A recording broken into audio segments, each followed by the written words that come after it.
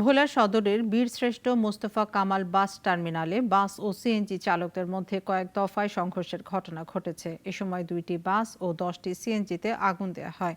Police জানিয়েছে, বাস টার্মিনালের ভেতর থেকে অবৈধ যানবাহন ও স্থাপনা উচ্ছেদ নিয়ে বাস শ্রমিক ও সিএনজি চালকদের মধ্যে বাকবিতণ্ডার এক পর্যায়ে সংঘর্ষ বাধে। এই ঘটনায় এক সাংবাদিক সহ আহত হয়েছেন উভয় পক্ষের অন্তত 30 জন। আহতদের মধ্যে অনেকের অবস্থাই গুরুতর।